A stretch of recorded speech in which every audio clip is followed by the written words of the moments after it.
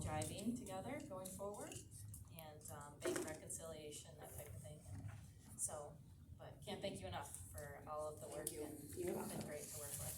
So, okay, that concludes old business. Moving to new business. So our cemetery contract with our cemetery sexton slash groundskeeper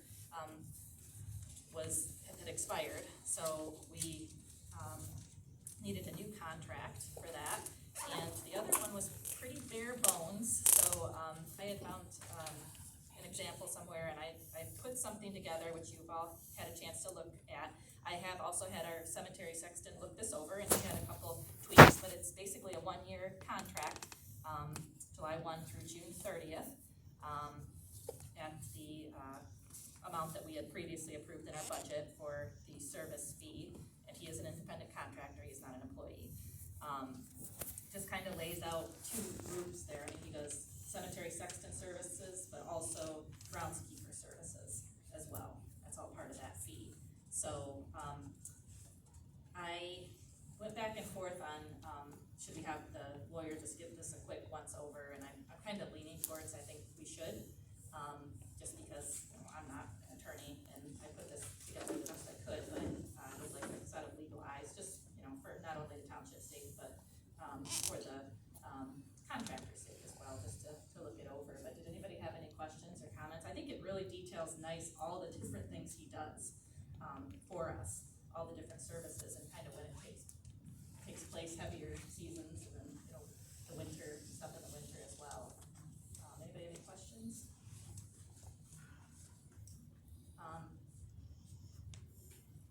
And then I also would like to get him approved. We didn't include this since he's not part of payroll, he's an independent contractor, to get on that post-audit list. We do, let's see, I did list this. So yeah, so his monthly service fee is $750. And he does get paid, we did look into that, and he does get paid at the start of the month as well. It's a little bit of a different scenario than employees, because he is putting all of these costs with, the fuel, provides the equipment and everything. So I guess that one, we pay other vendors, for the service for the month. And it does say in here that if he were to, the contract was terminated, that we would have proration and we possibly have to owe the township back, which we put that into the contract. That's another reason to have the lawyer look that over. But He's an independent. he isn't, he gets a 1099. Yep. And provides insurance. And he has to provide insurance related to the services, which he has provided. That's part of the contract as well. Is it his personal name or business? I think it's in a personal name. Yeah, there's a copy back if you want to look at it. But yeah, 1-year contract. So I guess I'll make the motion this way. I would motion to approve the 24-25 cemetery sexton slash groundskeeper contract as presented, pending attorney review. I second. Is there support? Got a support on that? Any further discussion? Hearing none, we'll do roll call. Myers? Yes. Rushmore? Yes. Imhoff? Yes. Clark Hubbard, yes. Burnwell? Yes. Motion carries. And then I'll make another motion to add the cemetery sexton slash groundskeeper monthly service fee to the post-audit approval list, meaning that it can be paid before the next meeting, and then we post-audit it. Is there support for that? Support. Okay, motion's been made and supported. Further discussion? Hearing none, all in favor? Aye. Opposed? Motion passed. Next item is the community center cleaning. So Dutch and I have kind of been tag teaming a little bit as far as when there's renters, just making sure that things are stocked, toilet paper, paper towels, all that. And, the renters are supposed to clean up when they leave and stuff, but we do need to look into having somebody come in here and do a cleaning. Some ideas, maybe twice per month, have somebody come in and give a good clean to the bathroom, mop the floors, vacuum, and also give the kitchen and appliances a good wipe down. And then maybe once per month, they could come in and do the windows and the entries, and maybe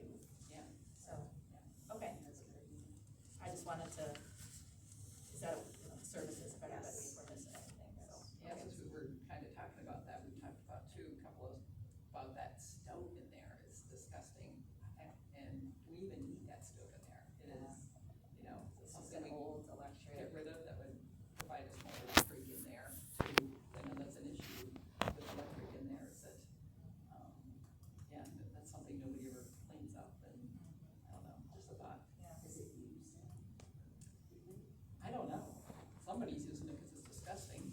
Yeah. Probably the people that weren't here that I'm assuming use it for warming up. For warming up things, but yeah, Maybe, Yeah.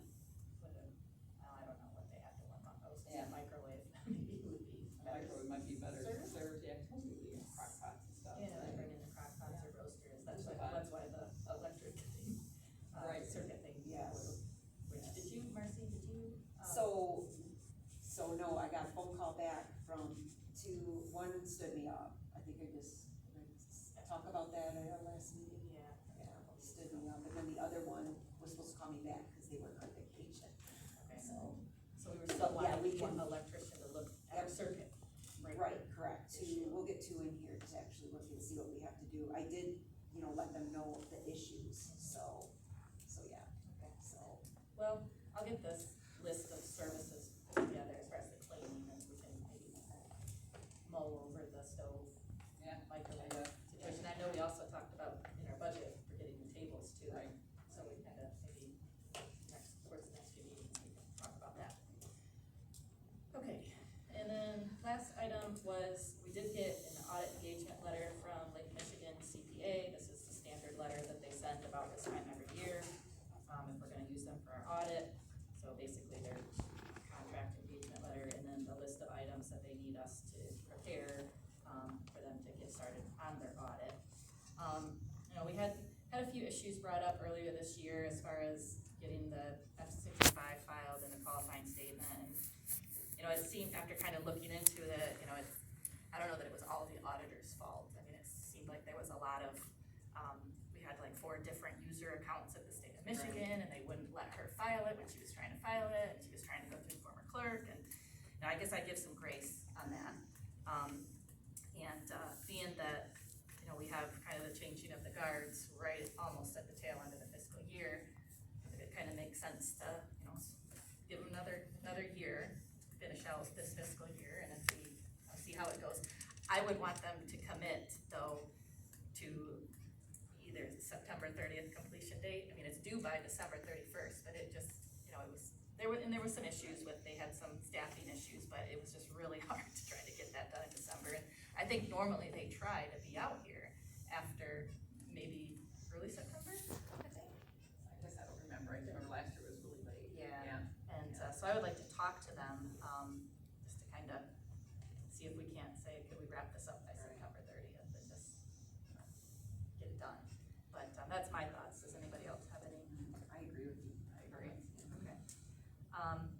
Well, then let's go ahead and I'll make a motion to approve Lake Michigan CPA for the fiscal year 24 audit, contingent upon an agreed upon September 30th completion date. Is there support for that? Motion's been made and supported. Is there further discussion? I guess I would just, I guess if she says October, I guess that can be a little more flexible. I just don't want to try to get into the holidays. I think reasonable. But I would hope we could wrap it up by September 30th. And we've worked so hard with Blaine to get all of this in good order. I think it'll be a lot cleaner for her. This year. So, okay, we have support discussion. We'll do roll call. Meyer? Yes. Myers? Rushmore? Yes. Imhoff? Yes. Burnwell? Clark Hubbard, yes. Motion passes. That brings us to our final public comment session. Open it up to the floor. If nobody's gonna say anything, I'm gonna say something. First of all, Jenny Town, Cato Township, I wanna thank Dutch for all the hard work that she's done getting everything going. I haven't seen a tax bill, but I'm sure they're out. I got mine. I know, okay, so there you go. Thanks, Dutch. And Blaine for all the hard work that she's done, and for Ginger for all the hard work that she's done, and Brandy, you two together. Because what you guys are doing is not easy. And Ginger says she's been taking training, and she says it casually, and she says she goes to sleep at night thinking about it. You go to sleep at night thinking about it, you wake up in the middle of the night thinking about it, and you wake up in the morning thinking about it still. So it never leaves your mind what she's doing, because it's intense. And she's talking training over 15 hours easily of training, probably more than that, but easily 15 hours of just training time. And that's a lot. So I just congratulate all of you guys for all the hard work that you're doing, because I know it's not easy. Thank you. else? I second that. Thank you, guys. Thank you, Dave. You got left out in that one. Well, I Thank you know, for and helping Dave, out and too. Dave and Marcy for being so supportive Yes. of the three of them. Yes. Thanks for getting here at 6. I'm outnumbered now. Right, you need to be there. Anybody else? All right, we'll go ahead and close, second public comment. Is there a motion to adjourn? Excuse me, I have one more thing. Oh, jeez. For elections, is there like a disability access type situation here? Like, if somebody comes in that's blind or something, like, is it clear view, a clear motion for them? Like wheelchair accessible. Like wheelchair, handicap? We've had some big people in a wheelchair before come in. We don't have any blockage or anything anywhere that's gonna, And, well, first of all, I forgot to mention before that, I haven't gotten hold of, the village yet to find out. I need them to set up at least a temporary handicap parking out front here, not across the road, but out front, and there's a space over here on the side by the crosswalk that also has, a ramp on the curb, so they're gonna have to go up over the curb. So that's one thing we're gonna do, and then in the hallway, that, coat rack there is really no-no, because if you have someone that's hard to see, that can't see well or whatever, they're gonna run right into it, their head. Yeah, It's actually a part of the hallway. the coat rack needs to come down. So everybody Especially in a knows that. small hallway like that, so, and someone that didn't see well would be feeling against the wall, and they would run right into that. The drinking fountain is another one, but because that's not at higher rate, yeah, that one. Okay, well, if everybody's, no objections, then we'll remove it, sure. We already closed public comment. I know. Okay, we opened it back up. You're gonna want a coat rack though, and it does kinda intrude, but it doesn't intrude with the space, so that's kind of a building code that probably is acceptable, but maybe you wanna check into that. I mean, I get what you're saying, Ginger, but then where are you gonna put the coat rack, but I believe Well, there is that range of 36 inches that's a clear from that doorway straight out, so it's probably not in their way, but I get what you're saying. So even if we had it, even if we had it in here, like over by the, if it was over by the entrance there, where you usually put your coat when you come in, instead of coming in and then going down the hallway, you know, I think, yeah, that was my thought. We can check.